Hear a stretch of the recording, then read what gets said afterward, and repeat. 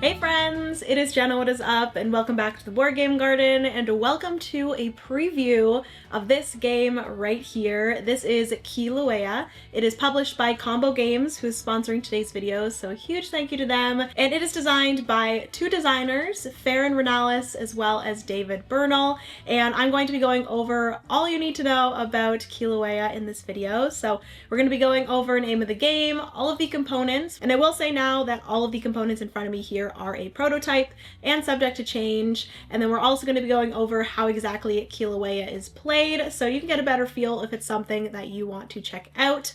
Kilauea is going to be up on crowdfunding when this video goes live, so I will have a link in the description box to the crowdfunding campaign. If it sounds like something that you would enjoy, definitely go and check out that. Consider backing it, and without further ado, let's get into this preview of Kilauea, shall we? Alright, so getting right into the aim of the game. So Kilauea is actually a volcano in Hawaii, and basically each player is going to be playing as a mo'o. I don't know if that's how you pronounce it. Basically, these are lizard-like spirits that are from Hawaiian folklore, and each player is going to be playing as one of these. And you're going to be moving this canoe around the Kilauea volcano, and you're going to be collecting these tikis. You're also going to be adding these tikis into the center around the volcano in order to optimize the amount of victory points that you're going to get. The game is going to be played over various rounds where players are going to be moving the canoe, taking one of the main actions, and then you can also take a secondary action if you would like or if you can. And then basically there's going to be intermediate scoring. So whenever one of these 5 different forest boards are emptied, you're going to get into intermediate scoring. And then once 3 of the 5 forests are emptied of tikis, you will then go into final scoring of the game. You're going to tally up all of your points based off certain things that we'll get into. And then at the end of the game, whoever has the most victory points will be the winner of Kilauea. So yes, that is a little bit of an overview and aim of the game. But as for the components in front of me here, you have the main board. I will say right now, this game has some amazing table presence. You have all of these different colored tikis in the center, and eventually they're going to be getting taken off of these forest boards. They're going to be stacked onto this middle board, and they're also going to be stacked onto each individual player's island board. And just by the end of the game, the stacks of these tikis and just the way that it all ends up looking is really, really cool. So yes, you have the main board here, which is compiled of the middle board, which is the volcano board. You're going to have a bunch of tikis that are going to be set on the specific colors, and then you are going to see that it is separated into 5 different sections that are separated by these lava rivers. And in the center here, you see that there is the volcano goddess, which is named Pele, and this is where you are going to be placing these different holy stones that you're going to be placing in there and then also taking out. But yes, this is where all of the different tikis are going to be stacking up, and that is the center board. And then, like I said, you have these 5 different forests that are surrounding the center volcano board, and then you also have, with these 5 different forest boards, a little river that is created, and this is the area where you're going to be taking steps around the volcano and moving the canoe. And with these 5 different forest boards around, you are going to, after you've placed all the tikis in the center, you're basically just going to take randomly these tikis and place them out into these 5 different forests. Each of these additionally will have their own volcano tile that eventually will be placed into the corresponding kind of section on the volcano board when certain things happen. You also have coral tiles here that are going to be placed in the kind of middle section of each of the connecting forests. And those will stay there for the game, but yeah, that is kind of how the middle board is created. And then you also have here each individual player board, which is going to be compiled of their canoe board, which is going to be a canoe that you hold your personal tikis, as well as you have an area here to hold the holy stones. And then also each player is going to have their own island board here that is going to be the same as the volcano board. So depending on where the player is seated, seated around this middle board, you are going to orient the island board on your player board the same as you see the volcano board. And that's very important for kind of picturing where things are, because you are going to be scoring at the end of the game based off of what you have on the same section on your board as the section on the volcano board. And I'll get into how the scoring works.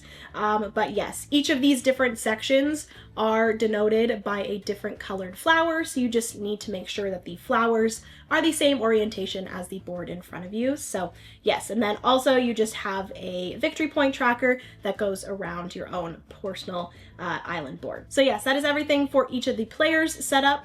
Additionally, at the beginning of the game, players are going to do a stake draft, drafting tikis from the middle volcano board and placing them onto their canoe board.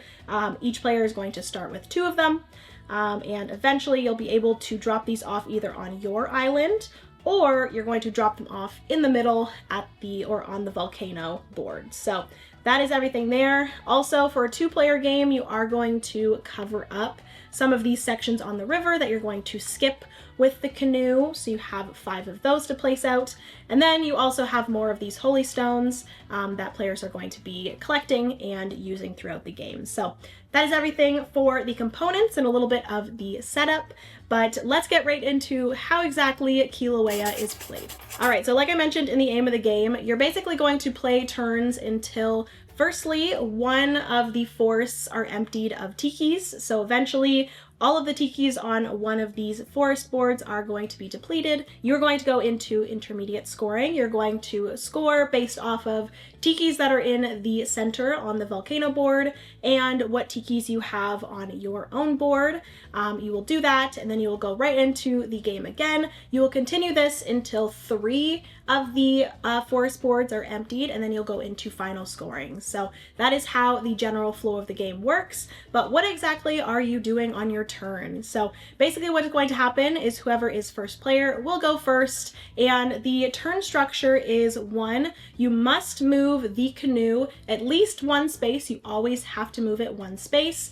But additionally, you can move it more depending on a few things. So you can additionally move it the amount of spaces that you have empty on your own canoe board. So for example, here I have 2 empty spots on my canoe board. I have 2 tikis, and then I have 2 empty spots because you can hold up to 4 tikis on your board.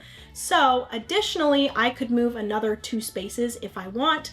I can move 1, I can move 2, or I can move up to 3. And then if I do want to move even more spaces, I can decide to use my holy stones to move additional spaces. So I could decide to spend 1 more additional holy stone that would go into the center of the volcano, and I would be able to move 1 additional space. And basically what you're trying to do with the canoe is where you end with the canoe is going to allow you to perform different actions based off of what forest board you are adjacent to, and also what section of the volcano board you are adjacent to. So once I did move that canoe at least 1 space, or up to as many as I would like, using my empty spaces as well as using any of my holy stones that I would like, I would then perform 1 main action. Let's get into exactly what you're going to be doing on these 3 main actions. All right, so starting off with the first main action, which is going to be cutting down tikis from the forest. So like I said, this is going to be in the forest that you are adjacent to with the canoe,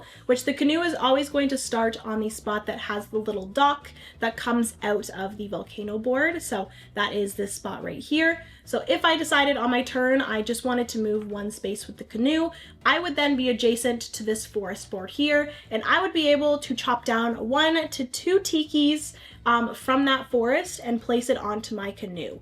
But if your canoe is full, you cannot do this action. I thankfully do have 2 empty spaces, so I would be able to take 2 tikis from here. If I only had 1 empty space, I could still take that action and just take 1 tiki. And a really important part of chopping down these tiki from the forest is that you must always take tiki that are accessible. So basically, you're going to look at where that tiki is, and if all of the paths that lead to that tiki are accessible from the boat, you can take that tiki. I could decide out of these 3 that I would like to chop down. I maybe want to chop down a blue and then also a orange. So I would take those and I would place those into my canoe. And then additionally with this action, if you decide you would like to, you can also take the action, the secondary action of the coral tile that you are adjacent to. So I am currently adjacent to this coral tile here, and this would allow me to just gain 2 of the holy stones.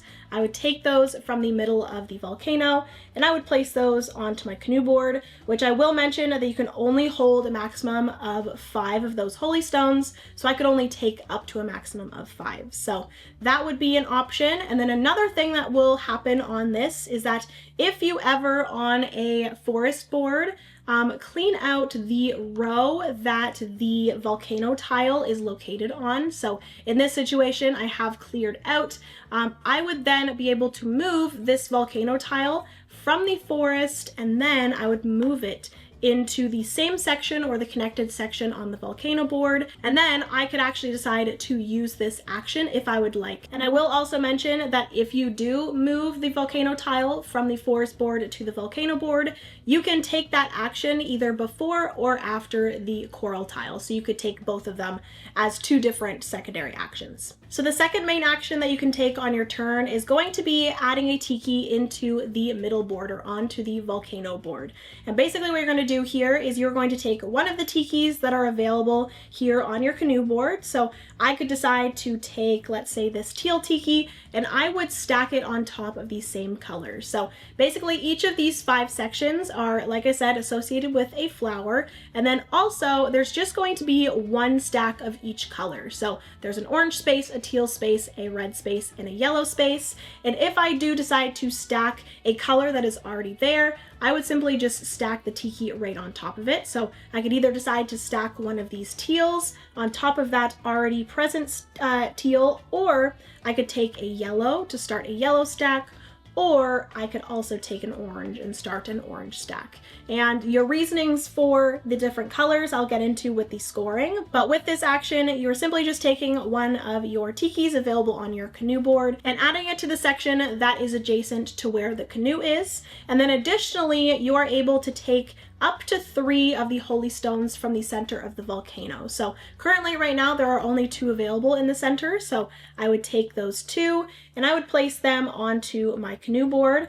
I only have space for up to 5 of these holy stones, so if I was able to take 3 but I couldn't hold them on my board, I would just simply take up to my maximum of 5 holy stones and place them on my board. And then, much like the first main action, you can take a secondary action, but only if there is an available volcano tile at the sector that you dropped off one of your tikis. So in this situation, I do have one of the volcano tiles available because it was moved from this forest to this volcano section, but all of the other ones have not been moved yet. So if I was in any other one of those sectors, I would not be able to take a secondary action. But in this section here, because there is one available, I can, if I would like to, take a secondary action of that volcano tile, and then that would be the end of my turn. And lastly, the third main action that you can perform is taking a tiki from your canoe board and placing it onto your own personal island board.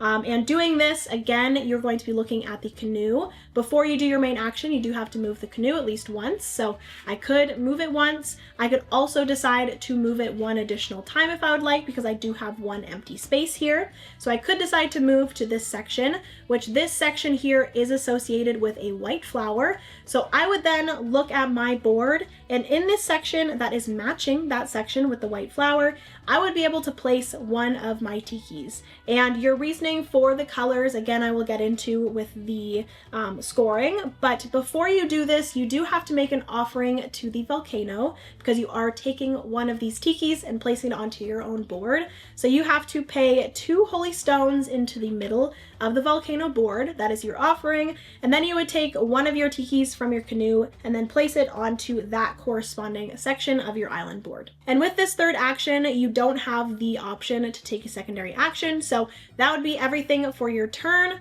Paying the holy stones to the center, placing one of your tikis onto that corresponding section on your board, and then it'd move on to the next player. All right, so with those 3 main actions out of the way, let's get into how exactly you're going to be scoring, because this is a big part of the game, and your reasoning for why you are placing and taking away tikis, placing them onto your own board, placing them onto the volcano board.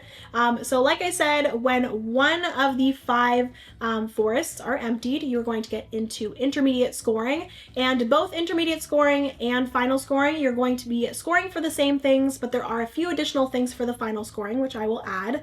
But as for the main scoring of each of those times, they're going to be the same. And basically what is going to happen is you're going to go through all of the different sections of the board, so the 5 different sections, starting wherever the canoe is and going around. So we would start with this white flower section, and you would count up how many of each of these tikis of each color there are. So let's just say, for example, we had 3 blue tikis and 2 red, and then 1 of each of the yellow and orange. So you would look at this. The highest tiki stack is actually going to be worth 1 victory point per tiki, and then every other stack is going to be 3 victory points per tiki. So the interesting part of this game, and the really cool kind of scoring for this, is the fact that you want to have a lot of the other colors and not of the highest stacked color. So it's this very interesting, like I said, puzzle of